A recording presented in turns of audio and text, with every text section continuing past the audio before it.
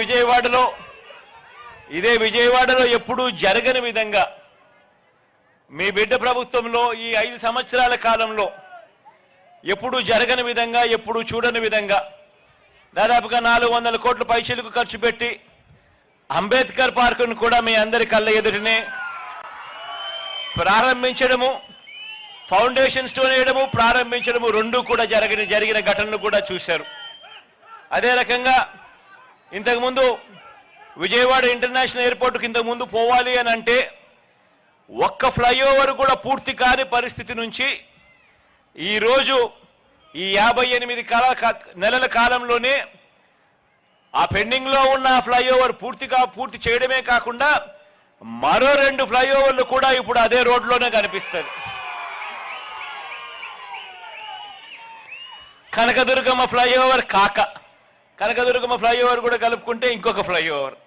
ఇవన్నీ కూడా మన కళ్ళ ఎదుటనే యుద్ధ ప్రాతిపదికన ఈ ప్రాజెక్టులన్నీ కూడా పూర్తయిపోయిన పరిస్థితులు కూడా కేవలం ఈ 58 నెలల కాలంలోనే కనిపిస్తా ఉన్నాయని చెప్పడానికి కూడా గర్వపడతా ఉన్నా. అదే రకంగానే ఔటర్ రింగ్ రోడ్లు ఖాజా నుంచి చిన్నౌటుపల్లెకు గుంటూరు ట్రాఫిక్ అంతా కూడా విజయవాడ మీద పోవాల్సిన అవసరం లేకుండా అట్నుంచటే ట్రాఫిక్ పోయేట్టుగా ఆ ప్రాజెక్టు కూడా ఆల్మోస్ట్ అయిపోవచ్చింది. అది కూడా మరో 2 నెలల్లో ఏకంగా దాన్ని కూడా రిబ్బన్ కట్టి ఓపెన్ చేసే విధంగా ఆ ప్రాజెక్టు కూడా జరుగుతూ ఉన్నాయి పనులు. ఇవన్నీ కూడా గతానికి ఇప్పటికీ మధ్య తేడా గమనించి మనం అడుగుతా ఉన్నాం. మనమేమో ప్రతి అడుగులోనూ కూడా అభివృద్ధి అంటే ఇది అని చెప్పి ప్రతి ఇంటికి కూడా మంచి జరిగిస్తూ అభివృద్ధిని ప్రతి అడుగులోనూ చూపిస్తూ అడుగులు వేయిస్తా ఉన్నాం మనం. అటువైపున మన వ్యతిరేకులందరూ కూడా ఏమీ చెయ్యరు కానీ అభివృద్ధి అభివృద్ధి అభివృద్ధి అని అంటారు. ఆలోచన చేయమని అడుగుతా ఉన్నాను. ఈ 58 నెలల కాలంలోనే మీ స్కూళ్ళు బాగుపడ్డాయి, మీ హాస్పిటళ్లు బాగుపడ్డాయి, గ్రామీణ స్థాయిలో అయితే వ్యవసాయం చేసే తీరు కూడా బాగుపడింది. ఎప్పుడూ జరగని విధంగా మార్పులన్నీ కూడా చోటు చేసుకుంటా ఉన్నాయి.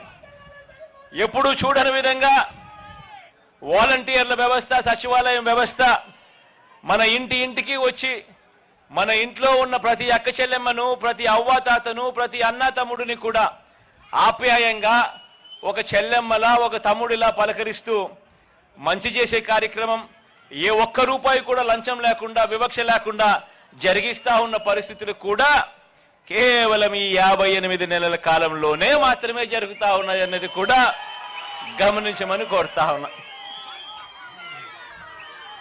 వీటి అన్నిటి వల్ల మీ అందరికీ మంచి జరగాలని చెప్పి మనసారా కూడా కోరుకుంటూ ఇక కాస్త నేనేదో 2-3 పట్టాలు నేను ఇచ్చే కార్యక్రమాలు నేను చేస్తాను.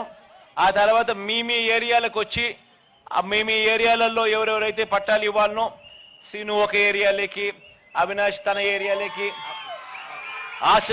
ఆసిఫ్ బాయ్ తన ఏరియాలోకి అందరూ కూడా అక్కడికే వచ్చేసి ఆయా సచివాలయ పరిధిలో అక్కడనే డిస్ట్రిబ్యూట్ చేసే కార్యక్రమాలు కూడా వాళ్ళ దగ్గరుండి చేస్తారు.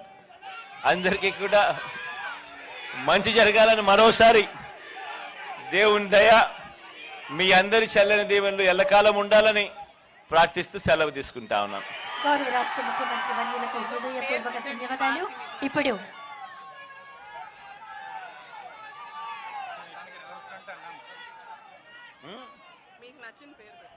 ఏం పెడదామబ్బా? కృష్ణమ్మ జలవిహార్. ఇటువైపున పార్కుకు అటువైపున పార్కు ఏదైనా పేరు పెట్టాలని చెప్పి 4-5 ఆప్షన్లు ఇచ్చినాను నాకు. ఈ పార్కుకు ఆ పార్కుకు కృష్ణమ్మ జలవిహార్ అని పెడదాం.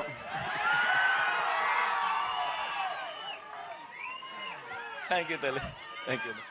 ఇప్పుడు ఇంటి స్థలాల సంపూర్ణ హక్కు పత్రాల పంపిణీ కార్యక్రమం రాష్ట్ర ముఖ్యమంత్రి వర్యుల చేతుల మీదుగా చేయవలసిందిగా కోరుతున్నాం. ముందుగా తూర్పు నియోజకవర్గం నుంచి శ్రీమతి కొరకాని సీతమ్మ గారికి అందజేస్తారు.